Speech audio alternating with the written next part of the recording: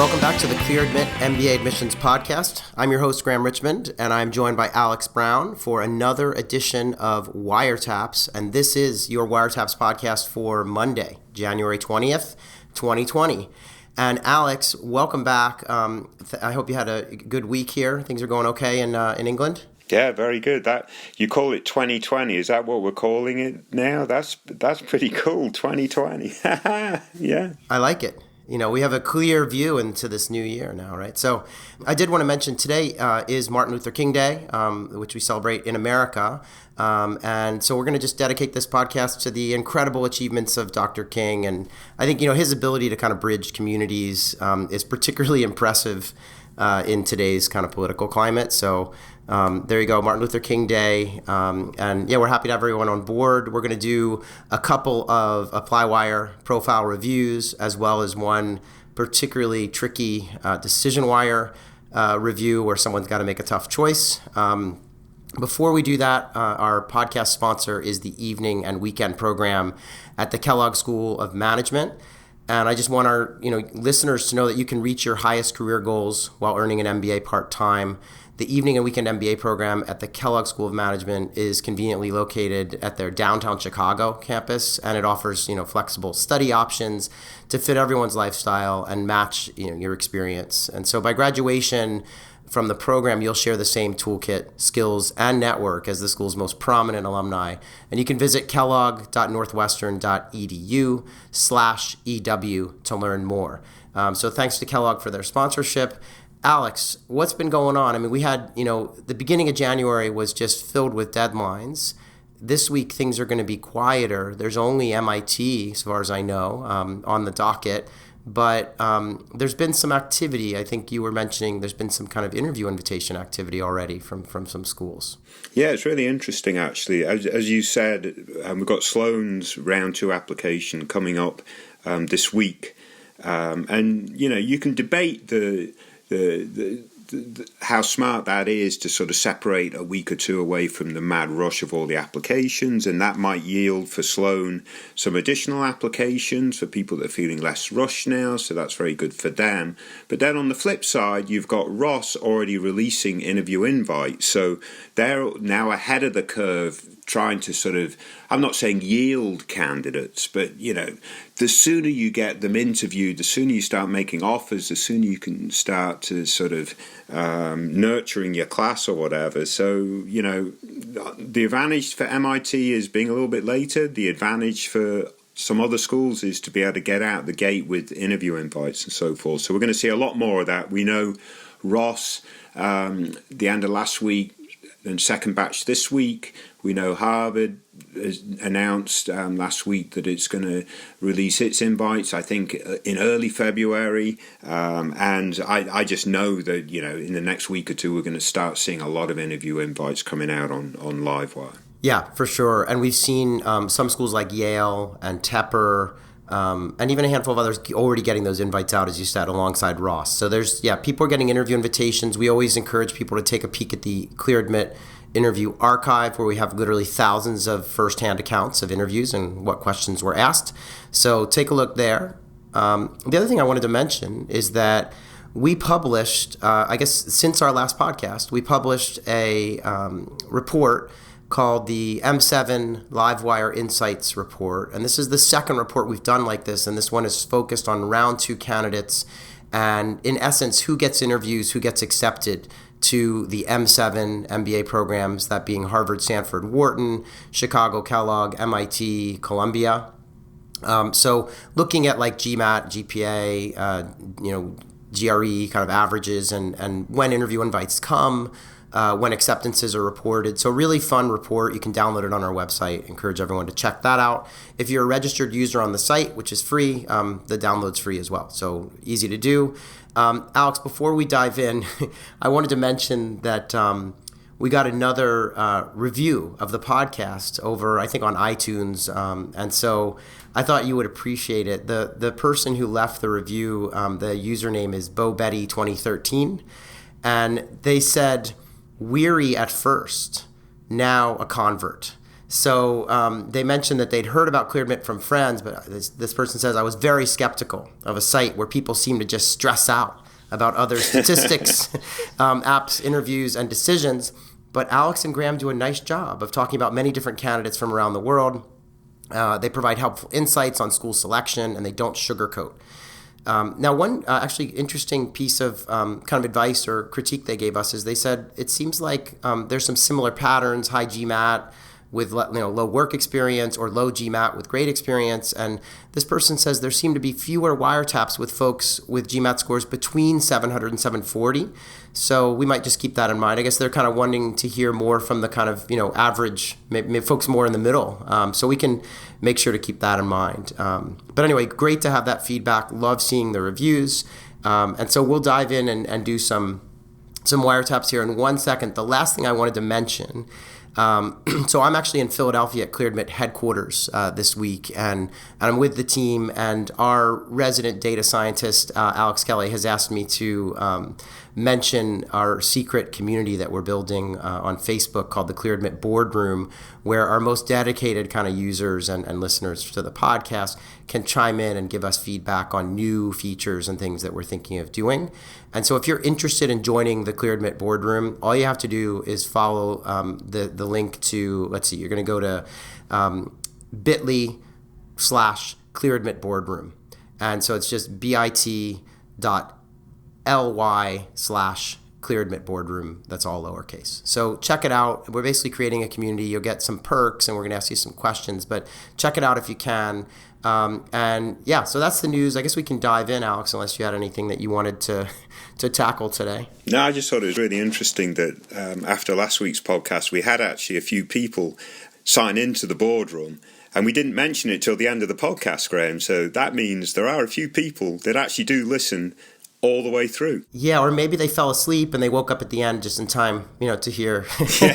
But no, in all seriousness, I was really happy to see that, and that's why we're making this call for folks. We'd love to get a few more of you into the boardroom, and we're just going to kind of float new features by you, things we're thinking of doing with the website and the podcast. So along those lines, hopefully some folks have seen some of the features we've been slowly rolling out on the different wires. I won't go into a lot of the detail now, but hopefully the Livewire, DecisionWire, and ApplyWire are becoming more sort of engaging with the likes features and different sorting and search features that we've rolled out. So it's all really interesting stuff, and we get a lot of feedback from candidates to help us develop this stuff. Now, sometimes I wonder if you're bringing that up because you happen to have the most likes earned on the website right now. You're kind of leading the way, so people now you can keep track of how many likes you've earned for good comments you make. But it's like Reddit karma points. That's right. Which I do okay on also. But I'm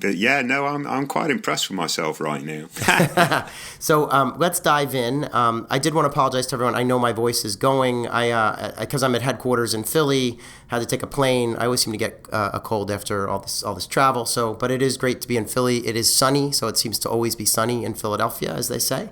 But let's dive in and talk about Wiretap's candidate number 1. So this candidate is an ApplyWire post, and they are applying to Carnegie Mellon, Duke, UCLA, UVA Darden, and Vanderbilt Owen, and they don't intend to start business school until 2021. They're currently working as a software developer / consultant, and they want to kind of do something in consulting or tech after business school. The GMAT score is 670, and the GPA is 3.78. This person currently has about 2.5 years of work experience, but they're claiming it'll be almost 4 by the time they apply and closer to 5 when they matriculate. They're located in Tennessee, and they're wondering specifically about that GMAT score. And they offered some other, details about, what they're doing in their spare time.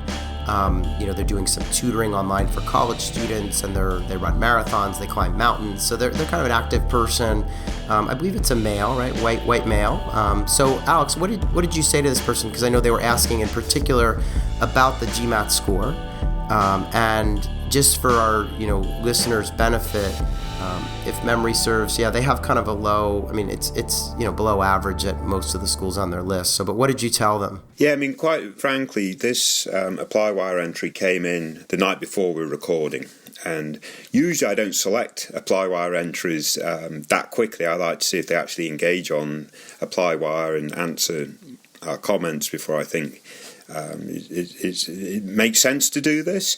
But when I read this, I'm like, this guy, there is certain things they absolutely must do, and maybe we should just talk about it directly on wiretaps to make it very clear. And the point here is this person is in a great spot. They're planning to apply next season. So, ApplyWire right now and wiretaps is really well geared now for people looking forward in the application process. Obviously round twos are in the mix now for this season, and, we'll have a few applicants for round three. That would be great. But those thinking ahead for next season, that's absolutely fantastic, and that's what ApplyWire can be really useful for. This candidate got a 670 and has a 378 GPA. So, getting a 378 GPA makes me think, well, the candidate's probably pretty smart and at least academically motivated. So that side of it's very good.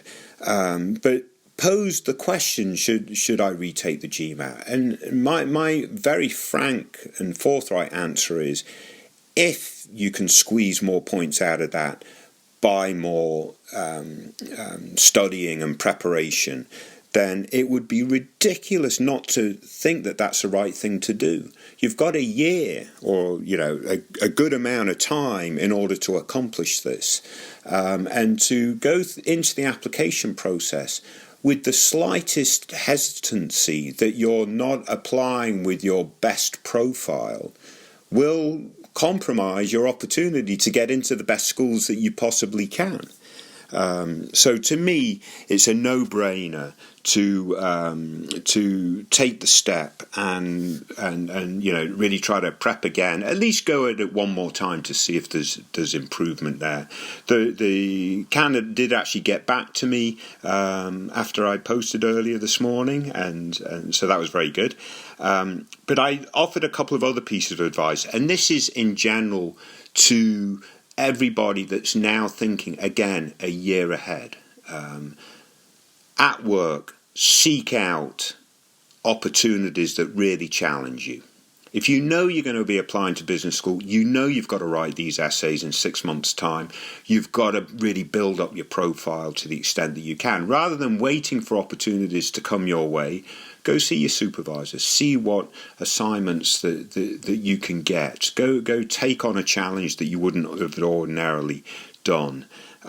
So that's one piece of it. And then in the extracurricular side, again, do something bold and unusual. I mean, this person, they're a marathon runner, they're a climber, they've done some tutorial and teaching online in terms of their ECs. If they're truly passionate about mountain climbing, then go set up a mountain climb for inner city kids or something. I mean, that might be an extreme example or an extreme case of doing something interesting. But again, you have time to really show who you are in the application process by taking bold steps now that can really pay dividends for the application season next season. So that was my advice, Graham. Yeah, and that's, really thorough, good advice. I absolutely agree that this person, it's kind of a no-brainer. Retake the GMAT, boost the score. It may end up opening up a whole different grouping of schools for them to target. The only thing I would say is they're working in kind of tech as a software developer / consultant, right? And so one of the things I was kind of worried about is or just want to give them kind of some advice around is be careful to speak about that work in a way that emphasizes the kind of strategic side and the consulting side and the kind of business aspects, as opposed to getting down and dirty with the coding and the jargon of kind of software development that could end up, A, losing your reader if you're writing an essay for an admissions officer, or B, just sort of painting you as kind of someone who's good with computers, not with people. Right. So just be careful about that. Obviously, plenty of time. Sounds like he's working on some interesting projects. But yeah, I think enough said on this one. I mean, obviously, it's great that he has the time to work on the test score and everything. School selection, extracurriculars, get everything in a row for a great application when he applies. And I think actually that mountain climbing side of what he does is a great way to differentiate himself from other sort of more techie, geeky type folks. I mean, I love geeks, so don't get me wrong, but I mean, mountain climbing is all about teamwork, I imagine, right? You've got to rely on other people, otherwise you're going to fall off a cliff. Right. So I think there's some really interesting stuff that you could sort of use the mountain climbing as a sort of lens into other aspects of your candidacy. Sure. Yeah, or at least it's an interesting mix of solitary activity with reliance on teams, right? Because, there is the part, yeah. So, but either way, yeah, there's an opportunity there. And I agree that, you don't think mountain climber when you think computer programmer sometimes. And so that'd be an interesting, kind of mashup. So yeah, whatever he can do to bolster his profile and make it shine. I like that mashup. Now you're getting geeky. All right, so let's move on and talk about wiretaps candidate number 2. So this person is applying to Columbia, Harvard Business School, NYU Stern, and Wharton. And they want to start next fall. They say that their pre-MBA career has been in private equity, and that's where they kind of want to stay post-MBA. But we'll get into some more detail around that in a moment. Their GMAT score is a 670, and their GPA is a 3.1. 6 years of work experience, and they did share that the breakdown on the GMAT, they gave us the kind of hard score in terms of the quantitative and the verbal. I did them the service of converting it, or our listeners the service of converting it. They basically have a 60th percentile, on the math, and a 76th percentile on the verbal. So both of those kind of, falling short basically. And they wanted to kind of get our take. They did have a really interesting kind of personal profile. They escaped civil war in what I would call a developing country.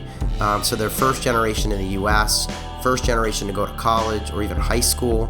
And they've managed to get into finance, overcome a lot of odds. And I think that they worked in the service industry to kind of pay for school. So they've had a lot of different ups and downs, and we're just kind of wondering about what we think of their background and whether or not the numbers are kind of a deal breaker. They did mention they're a U.S. citizen now as well. So Alex, what's your take on this candidate? I would really love to know how this candidate got onto his current path of investment banking, then to venture capital, because clearly, this person's faced some significant challenges through their life. Obviously, coming from a war-torn country, coming to the States, having to work service jobs, obviously bootstrapping their way through college as a first gen for basically everything in their family. So there must be a really interesting story. How do you get from sort of working in service industry to working in an investment bank? And it can't be because they have such a stellar GPA, because that's not the case. And clearly the GPA was, I assume, effectively compromised by the fact that they had to work 20 or 30 hours a week to pay for their college, as well as being first gen, so not really having the sort of the mentor structures in place beginning college and that kind of stuff. So, and the person's now working in private equity. I mean, this is an industry that very few MBA grads get the opportunity to go into. Their career seems like it would be a very interesting story, and that side of their application, I would imagine, is super competitive. Their sort of whole evolution, but they're going to be, compromised significantly by the combination of the 670 GMAT and the 3.1 GPA. And they've taken the GMAT, I think, several times. I think I remember. Right, because they said they maxed it out in the 12 months. So you have a certain number that you can take in a given year. So they've taken it a lot, which is a little bit concerning to me. But I guess they're working on taking the GRE now, they said, to try to get a different metric to share. Right. Yeah, I mean, I think this is a really tough candidate to assess. Again, because I think the personal story is fantastic to get them to where they are.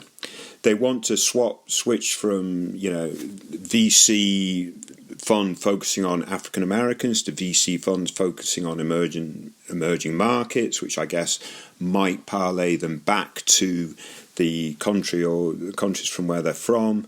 And so forth. Their extracurriculars look decent, and just a really interesting candidate, but they're going to be held back by these numbers, Graham. I was going to say, I guess we're going to find out very soon as to whether they got an interview at HBS or any of the schools. I mean, most of these schools, the only one is NYU, takes a little bit longer to get word out, but yeah, they aimed, high at a lot of top schools, and so they're going to get some pretty quick feedback. HBS is delivering all their interview invitations on February 4th, and so, I think we'll get a sense. I agree with you. The story is compelling, right? Fleeing a war-torn country, being the first in your family to, come to the U.S., get a high school degree, get a college degree.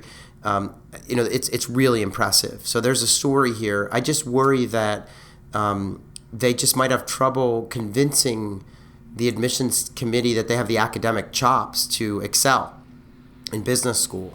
And, I understand what happened with the GPA, but, there are kids who have a 3.5 and work 20 hours, 30 hours a week. So it's tricky.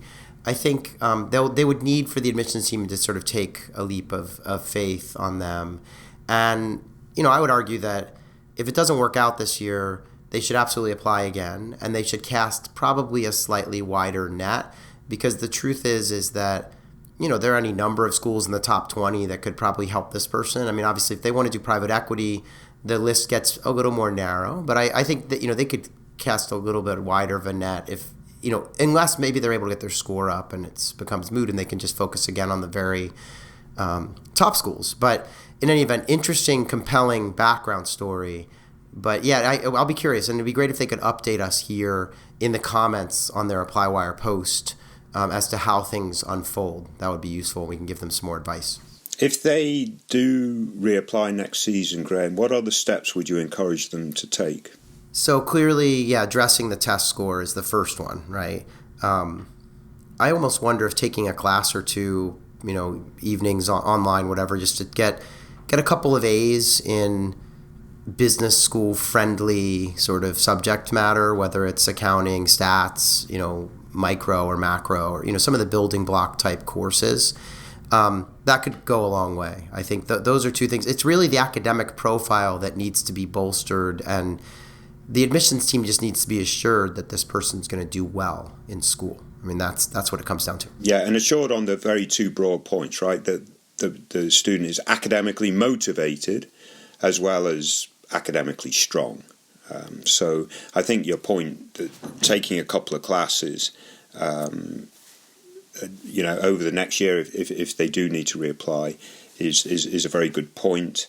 And obviously the challenge with this candidate is, because of their goals and their work experience, they've really got to be targeting some of the better top schools to provide opportunities for what they want to do. So that's a definite challenge that they're facing. But yeah, I completely agree.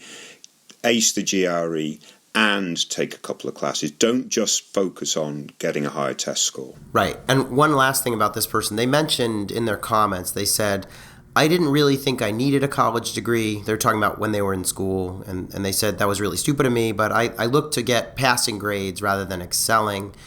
And I would just say, the danger with this is that someone could say, once you get to business school, well, you don't really have to do well. You just need to get the degree on your resume, and then you can go out and get a great job. And so that would be a dangerous line of reasoning to follow. So I think if they're asked about the GPA, I would just say, I was the first in my family to go to college. I didn't really know, what it was going to entail, and I had to work 30 hours a week to pay for it.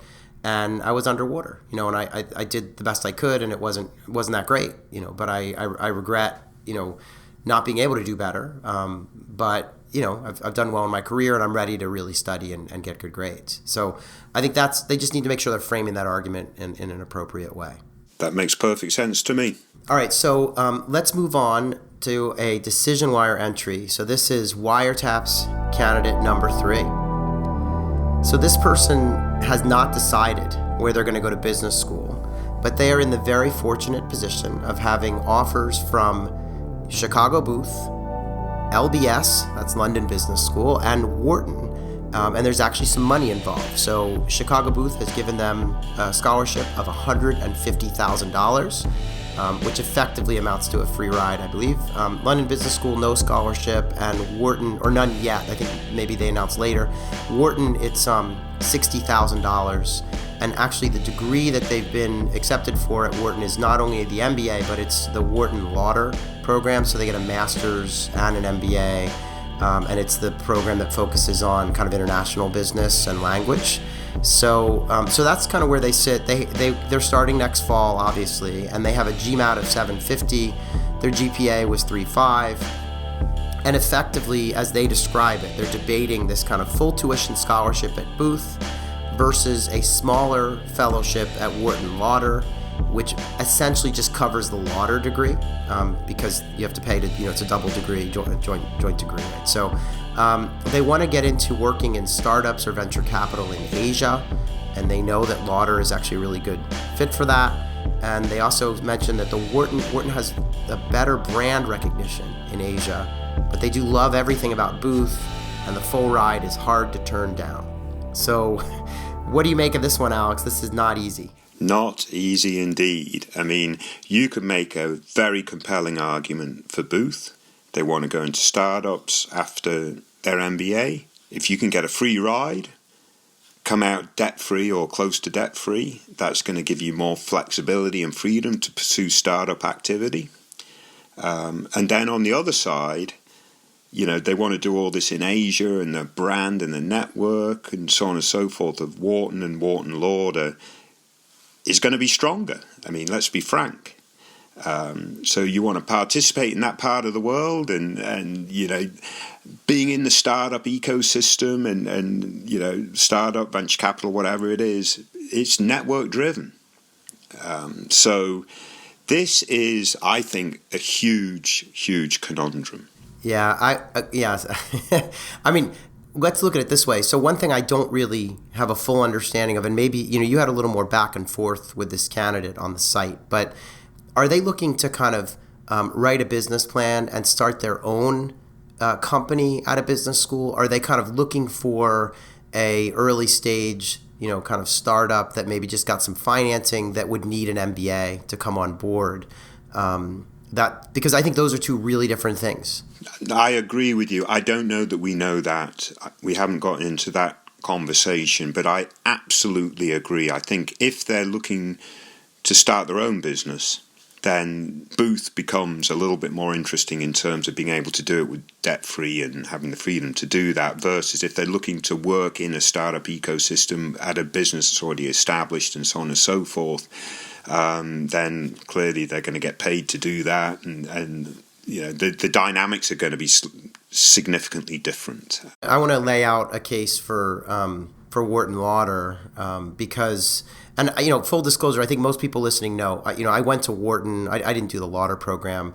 Alex worked in admissions at Wharton, so did I. So we like Wharton. We're affiliated to the school in many ways, and we don't like Booth. No, I'm kidding. No, I love Booth actually. I think Booth. Yeah. I mean, what's fascinating to me is over my fairly long, I guess, tenure in this industry at this point, Booth has really done some amazing things. I mean, they're a top 5 school now. That was not the case when I first kind of came into this industry. So we love Booth too. But one of the things I was thinking about with respect to this candidate is the structure of the Lauder program and the Wharton exchange opportunities. And specifically what I mean is that Lauder students come to campus, I believe, in May.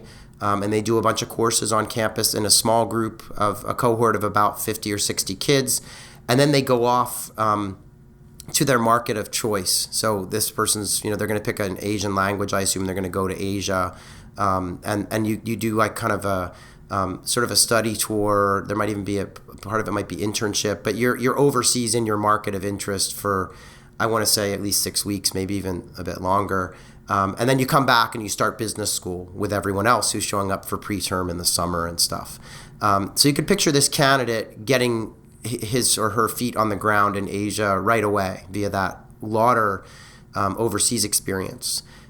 Then once they start Wharton and are doing the two degrees side by side, at some point they might be able to go and take part in the Wharton INSEAD exchange, which I believe would allow them to go either to France, which would be not of interest in this case, or to Singapore, which clearly could be of interest. And so that alliance between Wharton and INSEAD could play a role in this candidate's ability to kind of network and really benefit not just from Wharton's overall global network, but even from the ability to get on the ground in Asia as they're earning their MBA. So I just mentioned that because that's worth something. And I do agree, for one reason or another, Wharton has this great reputation in Asia and a really large alumni, kind of group in that part of the world.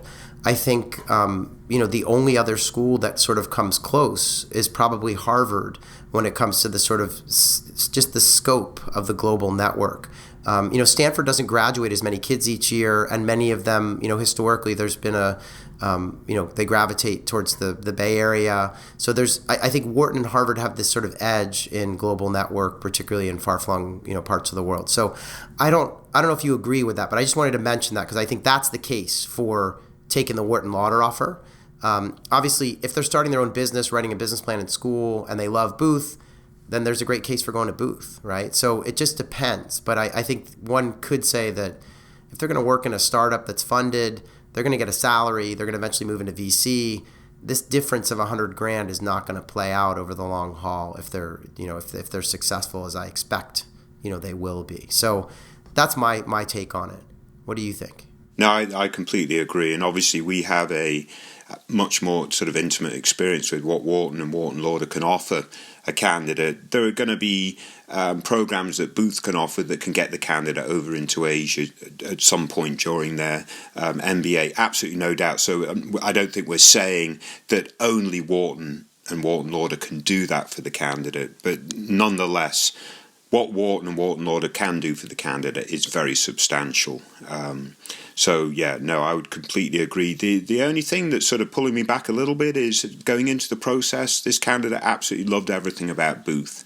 And, one of our piece of advice often is if that's the sentiment that you had going into the process for a particular school, you should stick to it regardless of the offers and so forth. But yeah, I mean, frankly, if they could look at it money aside, and if you're going into VC and so on and so forth, you're going to be financially rewarded pretty heavily through your career, then I think Wharton would be your choice. Yeah, and I think you make a great point. Obviously, Booth has exchange opportunities too, and I didn't mean to imply that they couldn't get over to Asia as part of their experience.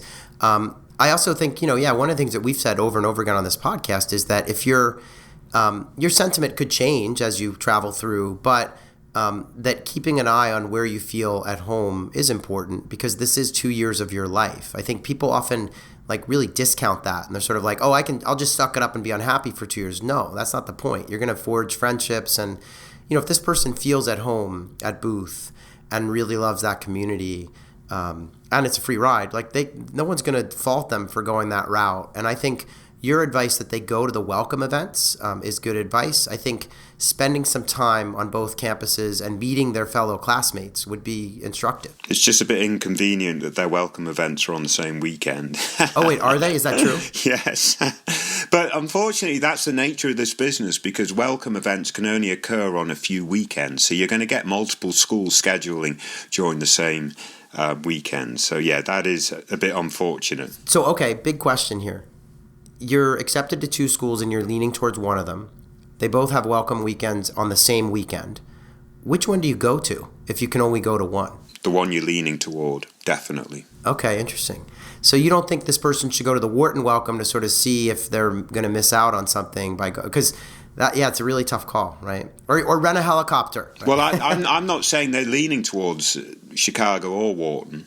It's one or the other. They're definitely in between. But my sort of answer to that particular question is go to the welcome weekend that you think might have the edge, because you're going to meet other students, you maybe do some apartment hunting and various other things that are going to be important for actually attending. So a lot of people sort of tend to think, well, maybe I should check out the school that's number 2 on my list just to make sure that number 1 is correct. The problem with doing that is, just by being there, you might get overly excited about the number 2 school, put them at number 1, lose some ground on the number 1 school, and then ultimately, when you make your choice, you haven't got your apartment set up and various other things. So, yeah, I always suggest to people, go to the school that's currently your number 1. Yeah, and I hate to say this, but sometimes I think the welcome weekends, just go for the food and free drinks, because frankly, like, they roll out the red carpet. Like, you could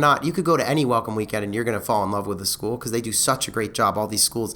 I still remember the Wharton welcome weekend that I went to, and, so it just, they rent out a great space and have all the students come in. I mean, it's just, you get lectures from the best professors to sort of sample what it's all like. So it is, it's challenging, and encourage people to watch there's a video up on YouTube made by a bunch of, I want to say, I don't know if it's Harvard or Stanford students, called Admit Weekend Crashers. And it's about these 2 guys that basically go from one admit weekend to the other.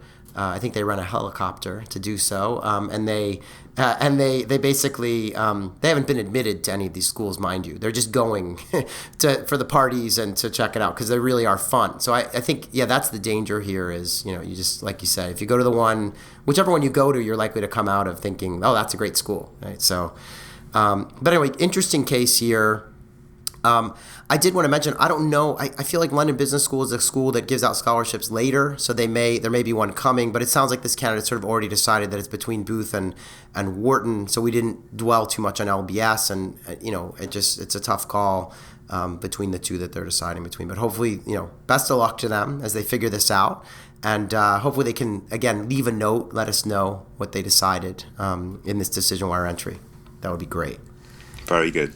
So we've reached the end of this week's episode of Wiretaps, and I think my voice has reached the end of its ability to speak today. So good timing there. Alex, we'll be back next week to do another one of these. Any closing remarks as we get into kind of big time interview season for round 2 candidates? And no, other than I'm up to 86 likes on the wires, Graham, just to let you know. Oh no. How many of those likes have you actually given yourself? That's what I want to know. Whether None. Or not. I'm going to talk to the programmers, make sure that they're not allowing you to do that. In fear that could be detected by our tech team, and I think that would be wrong. No, okay. Well, yeah, obviously, Alex, you give such great advice. It's no surprise to me that people are rewarding you with likes. Anyway, thanks everyone for listening. We'll be back in a week. And thanks so much, Alex, for picking out these great profiles. And don't forget to check out the ClearAdmit Boardroom.